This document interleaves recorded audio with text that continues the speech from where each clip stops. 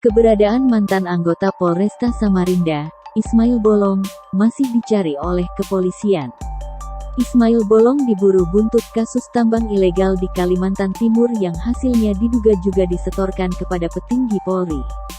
Dilansir dari tribunnews.com, Kapolri Jenderal Listio Sigit Prabowo memastikan jajarannya terus melakukan pencarian pada Ismail Bolong.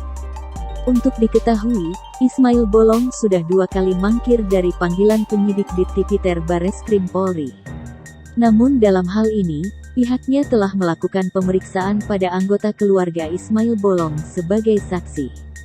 Pemeriksaan terhadap keluarga Ismail Bolong dilakukan kepada anak dan istrinya pada Kamis tanggal 1 Desember tahun 2022 kemarin. Sehingga menurutnya, ada perkembangan dalam pencarian Ismail Bolong. Sebelumnya, Dirtipiter Bareskrim Polri Brigjen Pipit Rismanto mengatakan, pemeriksaan pada keduanya pun berlangsung lancar. Menurut Brigjen Pipit, hasil pemeriksaan semakin menguatkan antara keterangan satu saksi dengan saksi lainnya dalam penyelidikan kasus tambang ilegal. Di sisi lain, Pipit memastikan bahwa keduanya diperiksa karena diduga terlibat dalam kasus tambang ilegal.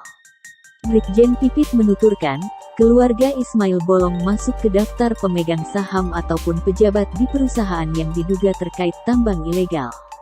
Anak Ismail Bolong disebut menjabat sebagai direktur utama. Sebelumnya, Ismail Bolong mengutus agar keluarganya diperiksa terlebih dahulu di kasus tambang batu bara ilegal ini. Diketahui, Ismail Bolong batal diperiksa dalam kasus tambang ilegal pada Selasa, tanggal 29 November tahun 2022. Alasannya, dia tengah mengalami sakit hingga stres karena lihat pemberitaan kasusnya di media. Brigjen Pipit mengatakan Ismail Bolong melalui kuasa hukumnya meminta adanya jadwal pemeriksaan ulang.